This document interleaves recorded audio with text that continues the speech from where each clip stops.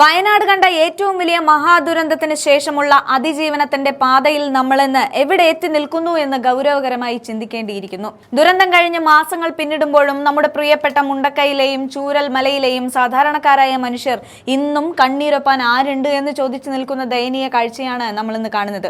ഈ സാഹചര്യത്തിലാണ് സ്നേഹത്തിന്റെ വറ്റാത്ത ഉറവയുമായി പ്രിയങ്ക ഗാന്ധി എന്ന ജനനായിക അവിടേക്ക് കടന്നു വരുന്നത്. വെറും രാഷ്ട്രീയ പ്രഖ്യാപനങ്ങൾക്കപ്പുറം തന്റെ മണ്ഡലത്തിലെ ജനങ്ങളുടെ വേദന സ്വന്തം വേദനയായി കണ്ട് അവർക്ക് നേരിട്ട് സഹായം എത്തിക്കുന്ന ഒരു മാതൃകയാണ് പ്രിയങ്ക ഗാന്ധി ഇപ്പോൾ കാഴ്ചവെച്ചിരിക്കുന്നത്. സർക്കാർ സഹായങ്ങൾ ലഭിക്കാതെ തഴയപ്പെട്ട ജീവിതം തന്നെ വഴിമുട്ടി നിന്ന 40 ചെറുകിട വ്യാപാരികൾക്ക് 5 ലക്ഷം രൂപ വീതം ധനസഹായം നൽകുമെന്ന അവരുടെ പ്രഖ്യാപനം കോൺഗ്രസ് പ്രസ്ഥാനത്തിന്റെ മാനവികതയുടെ അടയാളമാണ്. തങ്ങളെ കേൾക്കാൻ ആരുമില്ല എന്ന് പരിതപിച്ച പാവപ്പെട്ട കച്ചവടക്കാരെ നേരിട്ട് കേൾക്കാനും അവരുടെ കണ്ണീരൊപ്പാനും പ്രിയങ്ക കാണിച്ച ആ മനസ്സ് കേരളത്തിലെ ഭരണകൂടത്തിന് ഒരു വലിയ പാഠമാണ്. എന്നാൽ മറുവശത്ത് പിണറായി വിജയന്റെ നേതൃത്വത്തിലുള്ള സർക്കാർ എന്താണ് ചെയ്തുകൊണ്ടിരിക്കുന്നത് എന്ന് നമ്മൾ കാണാതെ പോകരുത്.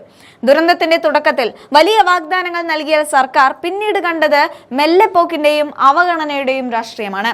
ഒന്നാം ഘട്ട പുനരധിവാസത്തിന് ഫെബ്രുവരി 25 വരെ കാത്തിരിക്കേണ്ടി വരുന്ന ഈ അവസ്ഥ തന്നെ ഭരണകൂടത്തിന്റെ പരാജയമാണ് എന്ന് വിളിച്ചു പറയുന്നുണ്ട്. പ്രിയങ്ക ഗാന്ധി തന്റെ പരിമിതമായ സാഹചര്യത്തിൽ നിന്നും ഇത്രയേറെ കുടുംബങ്ങളെ ചേർത്ത് പിടിക്കുമ്പോൾ സകല സംവിധാനങ്ങളും കോടികളുടെ ഖജനാവും കൈവശമുള്ള സർക്കാർ ദുരന്തബാധിതരെ പരീക്ഷണ വസ്തുക്കളാക്കി മാറ്റുകയാണ്. പുനരധിവാസത്തിന്റെ പേരിൽ ടൗൺഷിപ്പ് ഉദ്ഘാടന മാമാങ്കങ്ങൾ നടക്കുമ്പോൾ യഥാർത്ഥത്തിൽ സഹായം ലഭിക്കേണ്ട അർഹരായ പലരും ഇന്നും ലിസ്റ്റിന് പുറത്താണെന്ന് സത്യം ഭരണകൂടം മറച്ചുവെക്കും. CPM എന്ന പാർട്ടി തങ്ങളുടെ കേഡർമാരെ സംരക്ഷിക്കാൻ കാണിക്കുന്ന ആവേശം എന്തുകൊണ്ട് ഈ പാവപ്പെട്ട മനുഷ്യരുടെ കാര്യത്തിൽ കാണിക്കുന്നില്ല? ഓരോ ഫയലിലും ഓരോ ജീവിതമുണ്ട് എന്ന് പ്രസംഗിക്കുന്ന മുഖ്യമന്ത്രി ചൂരൽ മലയിലെയും മുണ്ടക്കൈയിലെയും വ്യാപാരികളുടെയും സാധാരണക്കാരുടെയും തകർന്ന ജീവിതങ്ങൾക്ക് മുന്നിൽ മൗനം പാലിക്കുന്നത് ലജ്ജാകരമാണ്. കോൺഗ്രസ് എന്നും ജനങ്ങൾക്കൊപ്പം നിൽക്കുന്ന പ്രസ്ഥാനമാണ് എന്നതിന് ഇതിലും വലിയൊരു തെളിവ് വേറെ വേണ്ട. രാഹുൽ ഗാന്ധിയും ഇപ്പോൾ പ്രിയങ്ക ഗാന്ധിയും വയനാടിനെ തങ്ങളുടെ ഹൃദയത്തോട് ചേർത്ത് നിർത്തുമ്പോൾ സർക്കാർ വെറും വാഗ്ദാനങ്ങളുടെ പെരുമഴ പെയ്ച്ച് ജനങ്ങളെ വഞ്ചിക്കുകയാണ്. ജനപ്രതിനിധി എന്ന നിലയിൽ പ്രിയങ്ക ഗാന്ധി നടത്തുന്ന ഈ ഇടപെടൽ കേവലം സാമ്പത്തിക സഹായമല്ല, മറിച്ച് പൊരുതാനുള്ള ഒരു ആത്മവിശ്വാസമാണ് അവർ നൽകുന്നത്. എന്നാൽ മുഖ്യമന്ത്രിയും അദ്ദേഹത്തിന്റെ പാർട്ടിയും ഇതിനെ രാഷ്ട്രീയമായി നേരിടാനാണ് ശ്രമിക്കുന്നത്.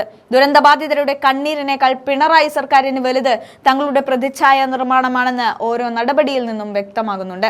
സഹായം വൈകിപ്പിക്കുകയും അത് ലഭിക്കേണ്ടവരിലേക്ക് കൃത്യമായി എത്താതിരിക്കുകയും ചെയ്യുന്ന ഈ ക്രൂരത ചരിത്രം മാപ്പ് തരില്ല. സ്നേഹവും കരുണയും മുഖമുദ്രയാക്കിയ പ്രിയങ്ക ഗാന്ധിയുടെയും കോൺഗ്രസിന്റെയും ഈ പ്രവർത്തനം കേരളത്തിലെ ജനങ്ങൾക്കിടയിൽ വലിയൊരു മാറ്റത്തിന് തുടക്കമാണ്.